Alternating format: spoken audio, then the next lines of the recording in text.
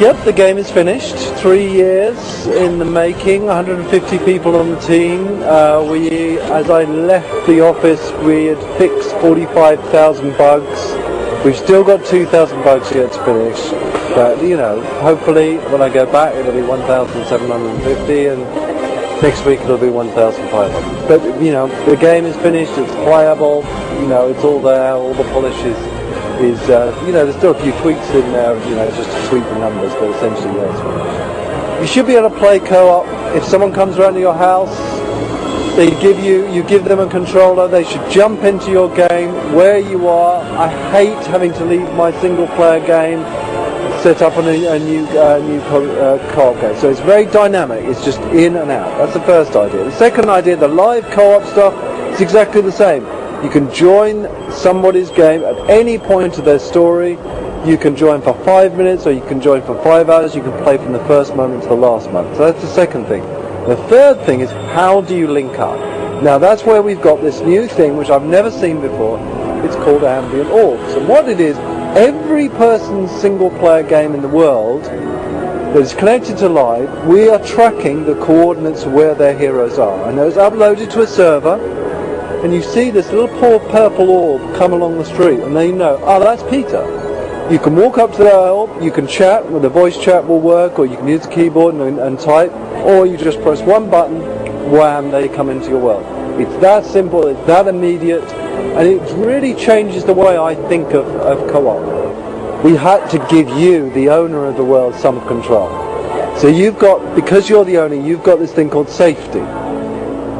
Don't turn safety off unless you know the person really well, because they can have the ability to literally wreak mayhem through the world. You may have gone into this world, you may be a really nice guy, you may be really popular in the world, everyone must they like you, may have a wife and a couple of kids. That person can rampage through your world and just destroy all that fantastic love that you've built up. So you just be real careful. When you've got safety turned on, then your sword doesn't do anybody any damage. It will, if you take a sword out, but they won't be hurt. They just think you're showing off. The second you turn safety off, that's when your sword turns into a lethal weapon again for people in towns and cities. Sometimes we allow you to kill quest givers, but if there is a very important quest giver, then we try to preserve him. This is called a crime system in the game. And when you commit a crime, it's only when you're seen to commit the crime. So if you can drag NPCs or quest givers down to a place where no one can see them, you can then just kill them off, and you wouldn't get arrested. What I do is I have my team of designers. We sit in the room and we talk through some of the features, and some of them are my ideas, some of them are their ideas. And what ends up happening is that this vision of what the game is going to be is different in everybody's heads.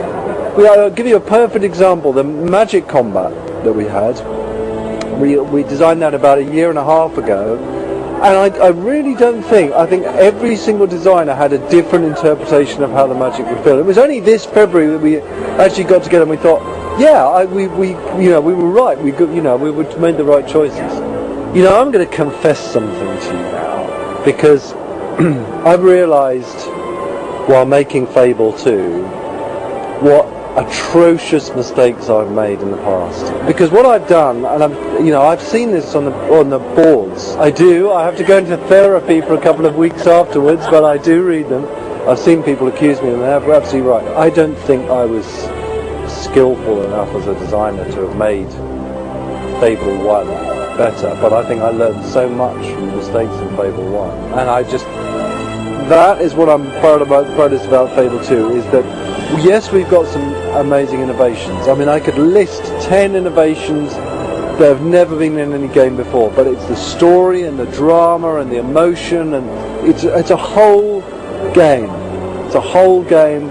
All those features are wrapped together in all that drama. I think that's fantastic. I mean, I've got to turn around and say thank you for persuading us to do a free roaming world. Thank you for doing a story which is adaptable to your gameplay style. Thank you for giving us the prod in the back to make combat even better. So, and it was their comments, definitely. We've got plans for Fable 3, 4 and 5 actually. It's a big story arc, and you can see that if you play Fable 2, you'll recognise things from Fable 1. So that's pretty exciting. But there is another project at Lionhead that we've been working on for quite some time.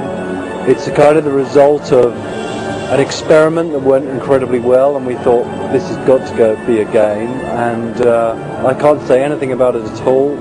I mean, I've always been fascinated by challenges, and I've always said to myself, well, one day I really should do a sports game. It's just simply because, it seems such a genre which is just locked in stone. We know how we do sports games, we don't do them other way, and that is a real challenge to me. Same with things like driving games. I think those sort of games. It's what I want is for a game that I do next is a really big challenge.